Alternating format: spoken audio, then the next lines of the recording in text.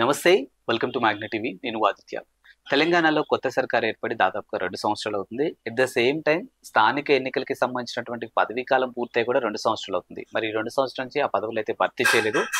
రీసెంట్‌గా స్థానిక ఎన్నికల పైన నోటిఫికేషన్ అయితే రావడం జరిగింది. బట్ ఇది కూడా కన్ఫర్మ్‌గా జరగదు. దయచేసి ఎవరు కూడా అభ్యర్థులు ఇప్పటికే ఓటర్ల మీద డబ్బులు గనుక ఇన్వెస్ట్ చేయడం అనేది తగ్గించుకుంటే బాగుంటుందన్నట్టుగా కొన్ని పార్టీలకు సంబంధించినటువంటి అఫీషియల్ అనౌన్స్‌మెంటే రావడం జరిగింది.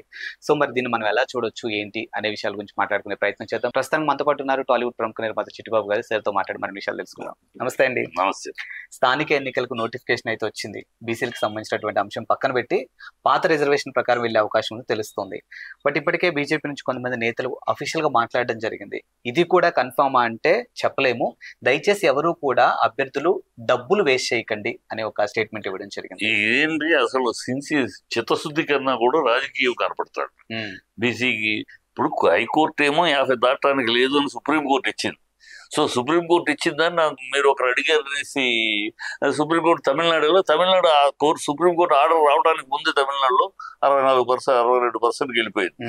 సో దాన్ని వెనక్కి తీసుకుంటానికి టెక్నికల్ గా అనేక విషయాలు ఉన్నాయి కనుక అది సరే దాన్ని చూపించి మాకు ఇవ్వండి అంటే ఏ రాష్ట్రానికి కుదరదు. అది అసలు 50 దాటకూడదు సుప్రీంకోర్టు ఎందుకు చెప్పింది ఒక రాష్ట్రం గురించి కాదు, టోటల్ గా దేశం. సుప్రీంకోర్టు దృష్టిలో దేశం కనపడదు. ఆ దేశానికి ఏది కరెక్ట్. 50% దాటితే రిజర్వేషన్లో 50% ఒకసారి 50% డెడ్ లైన్ దాటినాక 60 అవుతుంది, 70 అవుతుంది, 80 అవుతుంది.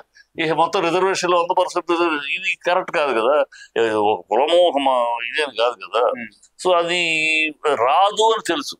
సుప్రీంకోర్టు దీన్ని వైలేట్ చెయ్యదు అని తెలిసి కూడా కాంగ్రెస్ ప్రభుత్వం కావాలని పొలిటికల్ గేమ్ ఆడతారు. ఇది వీళ్ళే బీసీలకి పెద్ద ఫేవర్ అన్నట్టు, మిగతా వాళ్ళందరూ అడ్డుపడుతున్నట్టు, జరగదు అని తెలిసి దాన్ని ముందుకు ప్రొజెక్ట్ చేయటం. ఇవాళ రేపేం చెప్తారు, కోర్టు అడ్డుకుంది, సుప్రీంకోర్టు అడ్డుకుంది. అందుకని అంటున్నారుగా అందరూ ఇతర అపోజిషన్ పార్టీలు అందరూ కూడా అన్ని రాజకీయ పార్టీలు సుప్రీంకోర్టుకి పంపించాలి అని. ఎందుకు నీ ఎజెండా అది, నీ ఎజెండా అనాలోచితమైన ఎజెండా. దాన్ని ఎట్లా చేయాలి, ఏంటి, వాళ్ళకి న్యాయం చేయాలి, బీసీలకు న్యాయం చేయాలనేది వాస్తవం. వాళ్ళకి ఇంతవరకు చాలా అనేక సందర్భాలు న్యాయం జరగలేదు. అది చేయటానికి పార్టీ పరంగా చెయ్యి, నువ్వు పార్టీ పరంగా చెయ్యి. ఊరినే సాకెందుకు చెప్తావు? నువ్వు ఎంతమంది బీసీలకు ఇచ్చావు? నీ మంత్రివర్గంలో ఎంతమందికి ఇచ్చావు? ఏ పార్టీ? అన్ని పార్టీలో బీసీలు ఉన్నారు. ఇవాళ నువ్వేమి ఇచ్చావు? నీ పార్టీ పరంగా నువ్వు చెయ్యి. అసలు ముందు నువ్వు పార్టీ పరంగా చెయ్యవు. పార్టీ పరంగా ఏమన్నా గవర్నమెంట్ సుప్రీంకోర్టు అని వాళ్ళకి మీరు అఫిడవిట్ అయ్యింది. All this drama, political drama, చిత్తశుద్ధి లేని ఒక నాటకం ఇది. ఈ కాంగ్రెస్ ఎప్పుడు అంతే. కాంగ్రెస్ ఎప్పుడు చేసే పనులు ఇట్లాగే ఉంటాయి. అదేంటి అవదో తెలుసు కానీ మేము అడుగుతున్నాం అంటారు. రేపు సుప్రీంకోర్టు మీద పెట్టేస్తారు.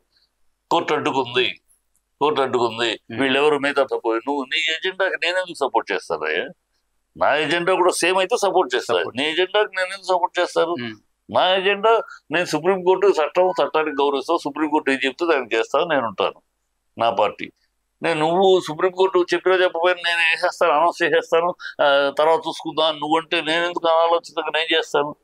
ఈయన ఆ డ్రామా ఆడుతున్నాడు. రేవంత్ రెడ్డి టోటల్ గా డ్రామా ఆడుతున్నాడు.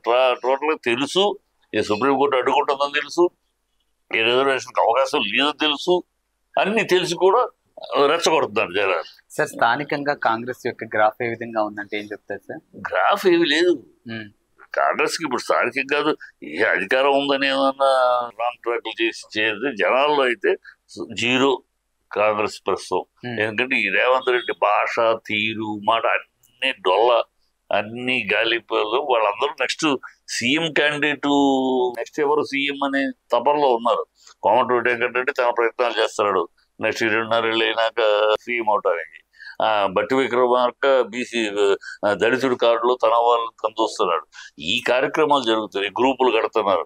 బట్టి విక్రమార్క గ్రూపు, ఉత్తమ్ కుమార్ రేసు లేడు, కోమటిరెడ్డి వెంకటరెడ్డి గ్రూపు, రేవంత్ రెడ్డి, ఈ గ్రూపులు.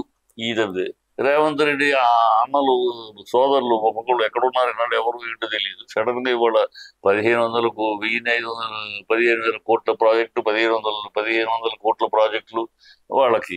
ఇది వాళ్ళ ప్రయాణం అంతా కూడా అధిష్టానానికి సూట్ కేసులు పంపించడం, మన ఇంట్లో సూట్ కేసులు దాచుకుంటాం. ఇది కార్యక్రమం జరుగుతుంది. అయితే అక్కడ కాంగ్రెస్ నేపథ్యం కూడా, కాంగ్రెస్ హిస్టరీ కూడా, ఎవడు అధిష్టానానికి సూట్ కేసులు బలంగా పంపించగలరు వాడు ముఖ్యమంత్రి. వాడు ప్రజాభిప్రాయం ఉన్నా లేకపోయినా ఇప్పుడు అలాంటి దానికి వీళ్ళు ప్రయత్నాలు చేసుకుంటున్నారు. సార్ దానికి ప్రజల్లో అసలు టోటల్ జీరో. అందుకని రకరకాల వేషాలు వేస్తున్నారు.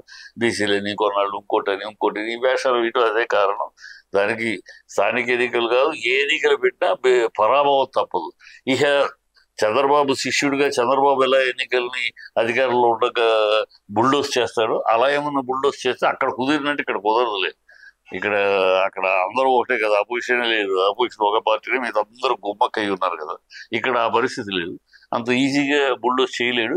చూద్దాం సార్. ఇక్కడ జూబ్లీహిల్స్ లో ఉప ఎన్నిక ఇది ఎలా ఉండబోతుంది? ఎందుకంటే ఇప్పటికే ఆ మాగంటి కుటుంబం నుంచే టికెట్ అనౌన్స్ చేయడం జరిగింది. కాంగ్రెస్ వాకవర్ మాగంటి కుటుంబానికి టికెట్ ఇవ్వకపోతే ఇవ్వడానికి పార్టీ సిద్ధమే. కానీ మాగంటి వైఫ్ కొంచెం రావటం రాజకీయాల్లోకి అని కొంచెం డిస్టెన్స్ లో ఉన్నారు.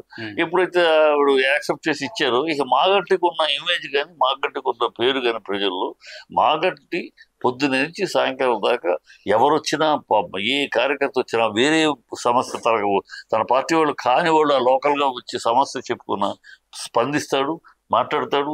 తన పార్టీ మనుషులు కాకపోయినా ఏరియాలో ఉందంటే వేరే పార్టీ వాళ్ళైనా ఆ కార్పొరేటర్ ఫోన్ చేయటం, ఈ సమస్య చూడడం, అట్లా ప్రజలతో మమేకమై ప్రజల మనిషిగా ఉన్నాడు అతను.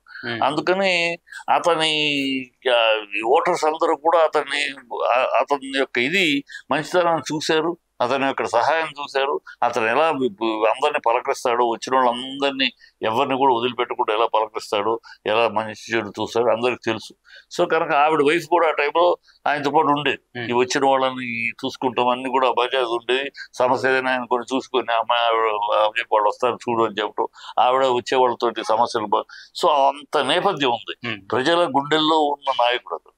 సో ఇక్కడ వాక్ ఓవరే, వీళ్ళు ఎన్ని దిమ్మికిలు చేసినా, ఎన్ని తలకంత తపస్సు చేసినా ఆ సీటు మాగంటి గోపి వైఫ్కే కన్ఫర్మ్ ఉండదు. దాంట్లో మార్పు ఉండదు.